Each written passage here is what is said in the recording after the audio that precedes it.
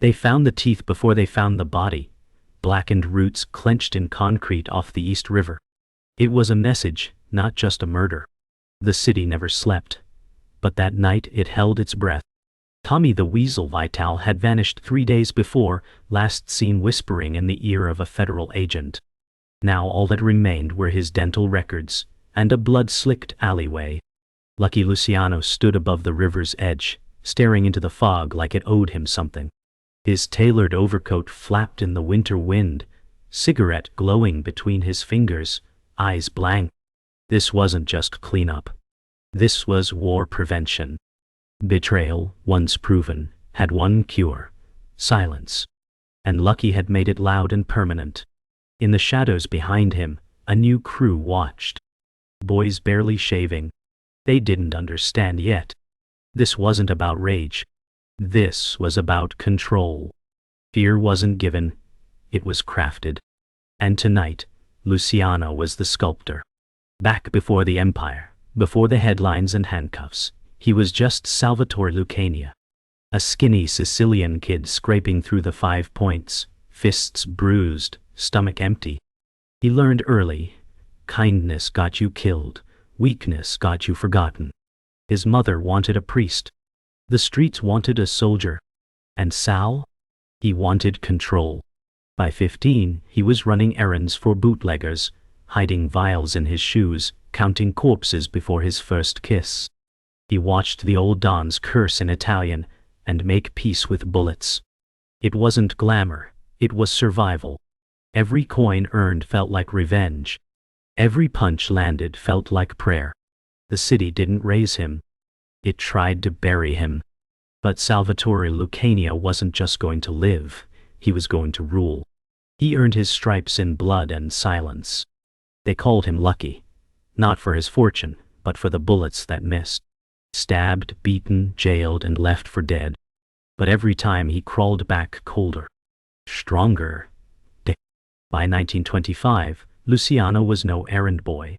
He was the architect behind speakeasies, the whisper in the ear of crooked cops, the storm in tailored wool. His reputation didn't walk into rooms. It slammed the door off its hinges. And yet, behind every glass of gin and every smirk, the paranoia simmered. Trust no one. Love no one. Because power isn't inherited, it's taken with both hands, and it costs more than blood. Luciano didn't fear violence. He understood it. He used it like currency. When the 5 families sat to divide New York, it was Lucky who made them speak English instead of blood. He introduced business to brutality. But even businessmen bleed. His deal with Meyer Lansky, a quiet Jewish numbersman with ice for veins, became legend. They didn't just change the mob. They franchised it. But every empire has termites. Every oath has a price. And somewhere in the silence of that first sit-down, someone was already planning the end. He lit the match the moment he said, yes. Yes to the commission. Yes to order. Yes to the kind of peace you enforce with corpses. Luciano had survived knives in his back and bullets in his gut. But this time, the danger wasn't a rival, it was within. Every eye that shook his hand wanted his chair. Every toast was a test. And Lucky? He smiled through it all. Because he knew the one rule that mattered. The boss doesn't ask who betrayed him. He already knows. Salvatore Lucania once believed the only thing colder than a New York winter was his father's silence. Antonio Lucania came to America with calloused hands and one promise: honest work or no work at all. But Sal was never built for coal dust and obedience. The night his father caught him stealing from the bakery register, he didn't yell, he wept. That crushed Sal more than any beating ever could. The family dinners grew quieter. His mother still prayed, still kissed his forehead, but her eyes held fear. The boy she cradled was gone. In his place stood someone sharper, darker, touched by the city's rot. That night, Sal sat on the rooftop, the city stretched beneath him like a battlefield. He whispered to no one, "They're afraid of me now." And for the first time, he felt powerful. Frankie Two Toes Morelli was more than a mentor. He was a gatekeeper. Mid-level enforcer with a limp and a heart full of secrets. He spotted Sal running dice games behind St. Anthony's and didn't rat him out. He gave him a job. Not a real one, dirty money, silent rides, counting bullets instead of rosaries. But Frankie taught him something no priest ever could, how to lie with your eyes and smile through guilt. They'd ride in silence, Frankie humming old Sicilian folk songs, Sal watching how the man moved like shadows obeyed him. Frankie once said, "Don't let them hear your heartbeat, kid, let 'em wonder if you've got one." That lesson would stick. So would the scar on Sal's shoulder from their first job gone wrong.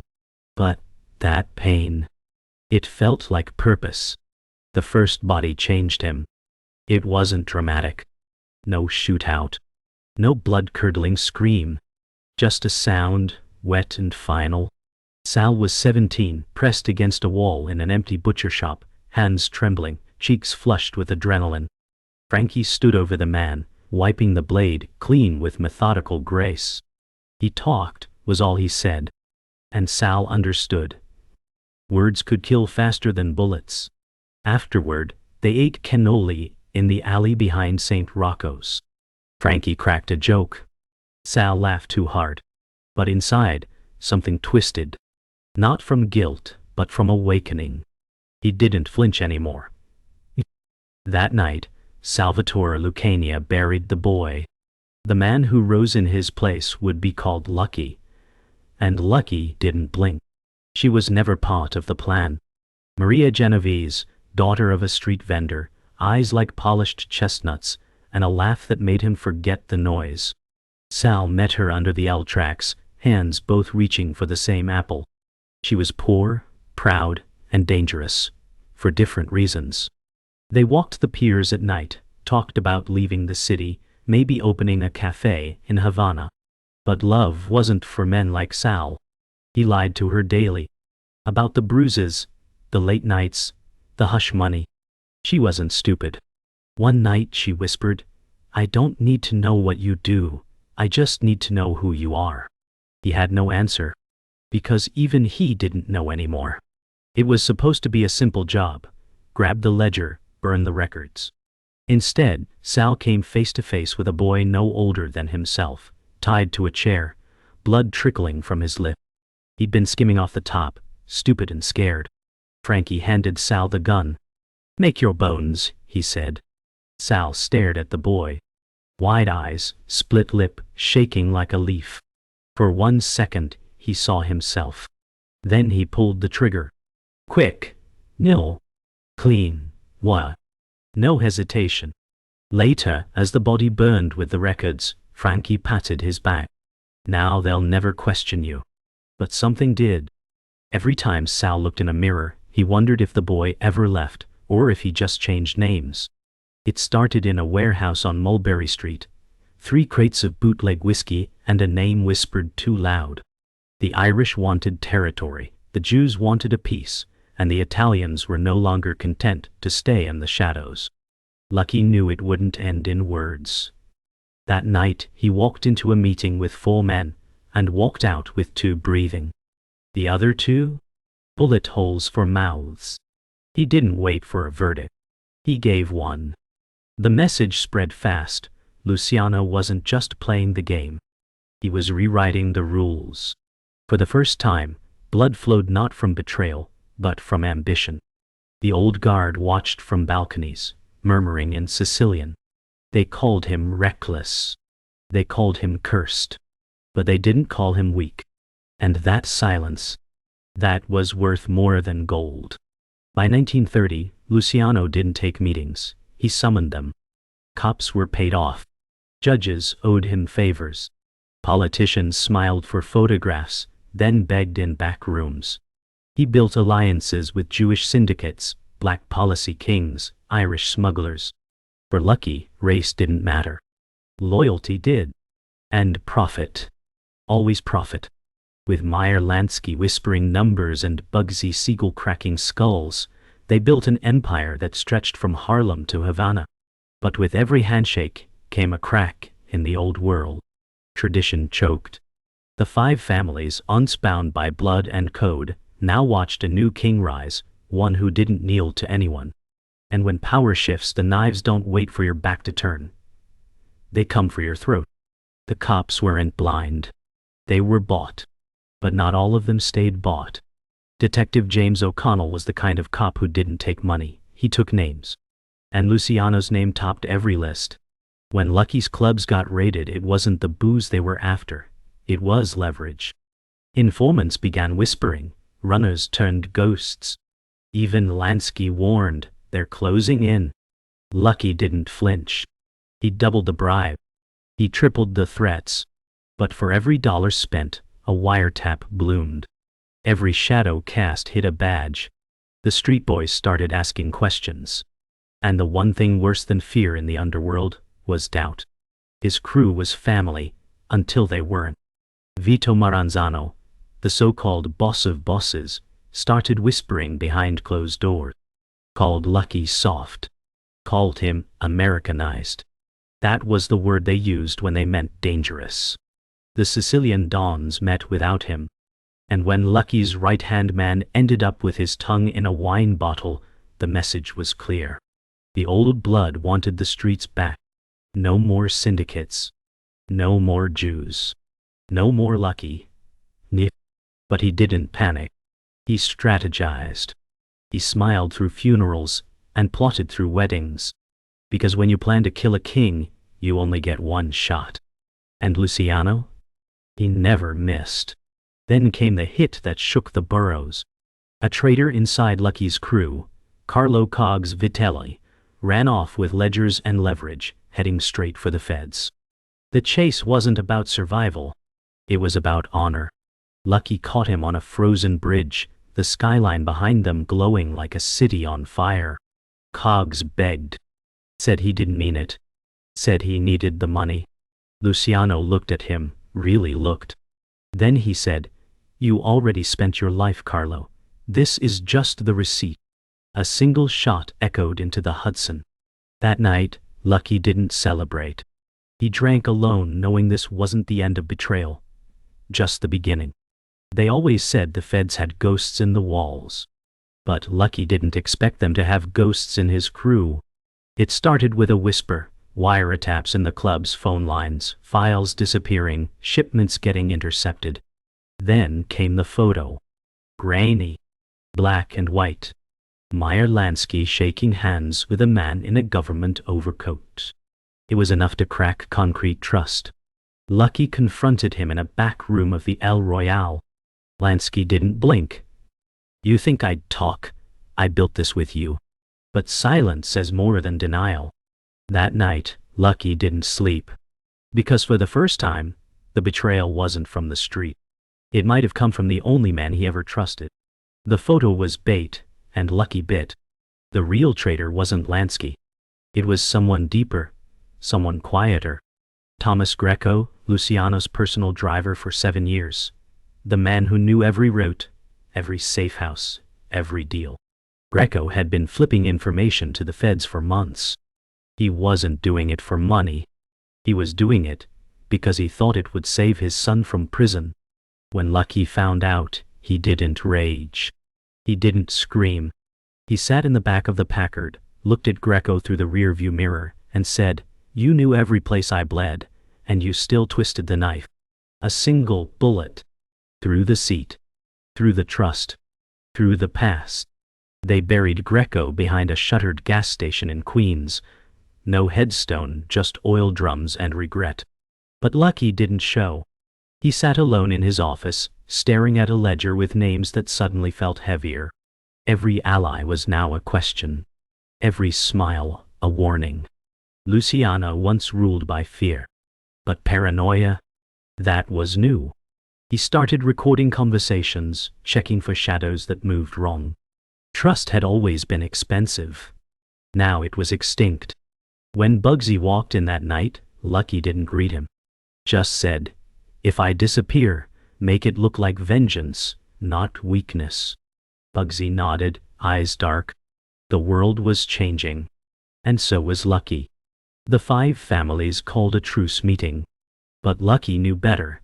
No one calls peace unless they're sharpening their knives. Maranzano hosted it in an old cigar warehouse, incense masking gunpowder. Oh.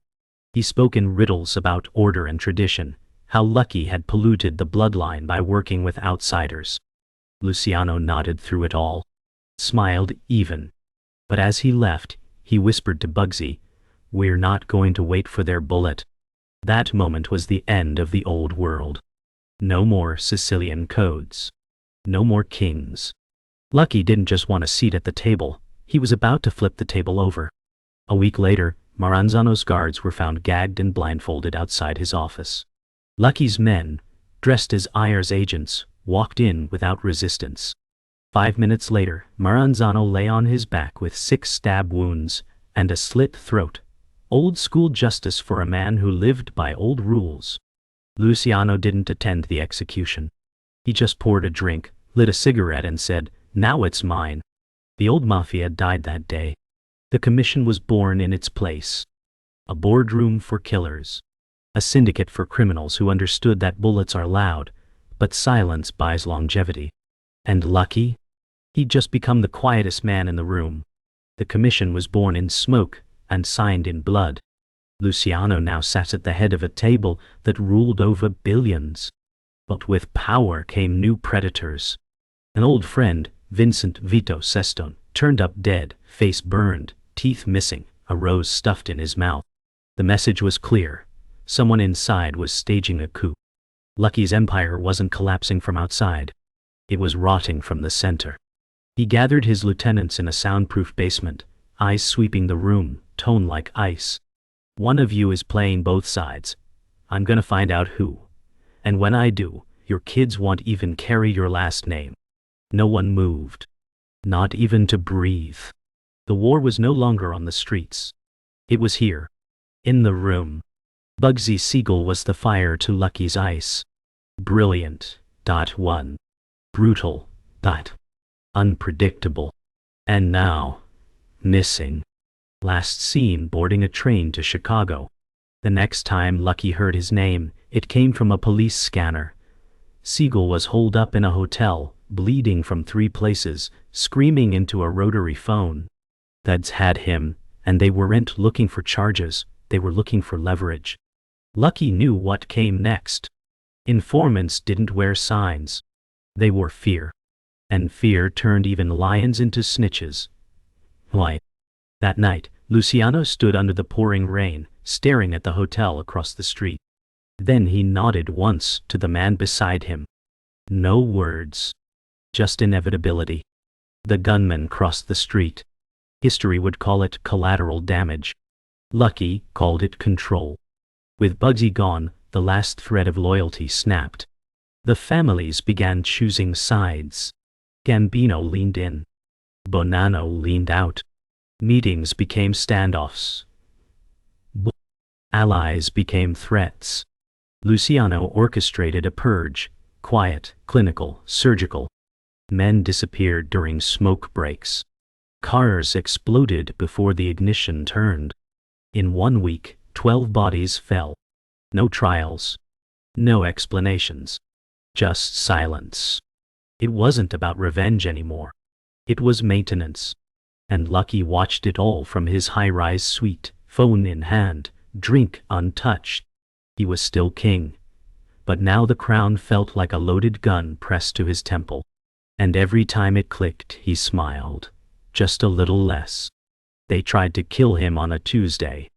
A fake phone repairman, a silenced .38, and a room service tray laced with cyanide.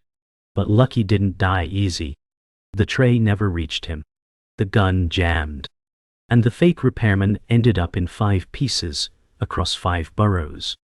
Luciano emerged the next day at a public gala. Sharp suit, bruised knuckles, and a rose in his lapel. He smiled for cameras. Shook hands with senators. Every flashbulb was a bullet he dodged. The world saw confidence. But inside, Lucky was boiling. "You come at me," he muttered later. "You better bring the fucking devil." That wasn't fear talking. That was the last warning anyone would ever get. And then came the bloodline reckoning. Luciano summoned all 5 families. No excuses. No delays. A private dining hall guarded like a fortress. Each dawn entered like it was Judgment Day. Wine flowed. Laughter echoed. But everyone tasted poison in the air. Then, Lucky stood. Glass raised. Voice calm. We started as brothers, but brothers who steal from each other. They're not brothers. They're ashes waiting to scatter. Then he sat. The doors locked. What happened next didn't make the papers. But the next day, 2 families ceased to exist. Their records erased. Their bloodlines cut at the root. And Lucky, he walked out into the cold morning, same suit, same tie, but not the same man. That day, he became more than a king. He became a ghost with a crown. Courtrooms are colder than graveyards. In 1936, Lucky Luciano sat under a ceiling of stained plaster and glares, on trial for crimes everyone knew he committed, but could never prove. Until now. Witnesses stepped out from behind curtains. Prostitutes. Policemen. Paperboys. All with names. All with fear. He never flinched. Didn't blink. Just watched the walls crumble. The prosecution painted him a monster. The defense painted him a myth. But the jury? They saw something worse, certainty. When the gavel dropped, Luciano didn't sigh. He stood, adjusted his tie, and whispered, "Tell them I'm not gone. I'm just not home right now." That line would follow him, like a ghost dragging chains. Prison didn't break Lucky. It hardened him. Dannemora was a frozen fortress of men with no hope and too much memory. But Luciano made it a boardroom. Bribes turned guards into assistants. Inmates into errand boys. He ran his empire with coded letters, whispers through plumbing, and visitors with polished shoes. But nights were different. Alone in his cell, beneath concrete and frost, he'd stare at the ceiling. No guards. No empire. Just ghosts. Tommy Vital's broken face. Frankie's cold eyes. Greco's betrayal. Bugsy's silence. Power never left him. But peace never visited. That was the tax no one talked about. The cost of becoming legend. And then, as if history blinked, he was free. 1046. Luciano released on condition of exile to Italy.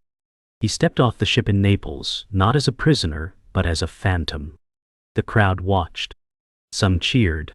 Some stared. No country felt like home. New York was a memory soaked in blood. Italy was a postcard turned real. He tried to rebuild, nightclubs in Havana, whispers in Rome, alliances with ghosts of empires. But every deal was smaller, every enemy louder. He was no longer feared. He was studied, like a fossil of a darker era. Still sharp. IDW. Still dressed to kill. But something had shifted. The crown was rusting. He lived in a villa overlooking the sea. Stone arches, iron gates, and silence that bit. No guards. No visitors. Just routine. Every morning, coffee at 6 p.m. Letters burned at noon. Scotch by sunset. He read newspapers front to back. Circled names. Crossed out others. But the world no longer feared the name, Luciano. Politicians had new enemies. The mob had new gods. And Lucky? He was the man they referenced in warnings, not in meetings. He once ruled cities with a phone call. Now he waited for them to call back. And when they didn't, he poured another drink, stared into the ocean, and remembered every scream that got him there. January 26, 1962. Luciano collapsed outside the Naples airport. A heart attack. Sudden. Dead. Silent. Died. Just after shaking hands with a film producer set to immortalize his life. He died feet from a story that would have made him immortal in theaters. But he didn't need Hollywood. He already lived in whispers, in alley threats, in courtroom curses. They buried him back in New York, a city he once ruled, a city that never forgave. The tombstone read, Charles Luciano, but the streets still called him Lucky. And if you listen close, some say he never left. Just stepped into the shadows, smiling, watching, waiting. They buried him under a cloudy sky in Queens. No priest. No orchestra. Just a handful of suits and a sea of silence. The grave was shallow, but the legend deep. The press called him a gangster, a kingpin, a traitor. But the whispers said more. That Luciano never really died. That the man in the box was a double.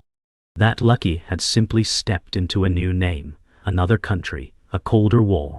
For decades after, bodies turned up with his signature, roses in mouths, coins over eyes, silence louder than bullets. Some say he bought eternity. Others say he never had a soul to begin with. But the truth got buried with him. And maybe that was the point. A boy once asked his grandfather, who was Lucky Luciano. The old man lit a cigarette, stared at the horizon, and replied, he was the reason people still check their rearview mirrors. The child didn't understand, but the weight in the silence told him enough. Legends aren't passed down in books. They're carved into streets, whispered through barbershops and butcher shops, hinted at when a stranger walks in, and everyone suddenly remembers they forgot something outside. Luciano wasn't just a man. He was a warning. And in the city he once ruled, no one says his name too loud. Because ghosts don't need invitations. Just echoes. Years later, in an old FBI archive basement, a rookie agent opened a dusty file labeled Operation Ghostwire. Inside, wiretaps, surveillance photos, maps of Havana, fingerprints with names blacked out. In the corner, a note. Luciano was never just a target. He was a template. The agent flipped through pages like peeling layers off a corpse. Every war, every turf shift, every whisper of power, they all led back to him. Not just what he did, but how he thought. How he made crime scalable, invisible, timeless. That day, the rookie closed the file and asked himself the same question a city had been asking for 50 years. Was Lucky Luciano the last of his kind? Or the first of something worse? Somewhere in a club in Havana, a jazz band plays, ice clinks in lowball glasses, and a man with sharp eyes and a slower walk orders his drink just the way Lucky liked it. Bourbon, no ice, 1 drop of blood orange. The bartender doesn't ask his name. Doesn't need to. Because the way he tips, the way he watches the room, the way the light never catches his full face, it all says the same thing. The game didn't end. It just changed names. Luciano's ghost never needed chains or grave dirt. It lived in the details.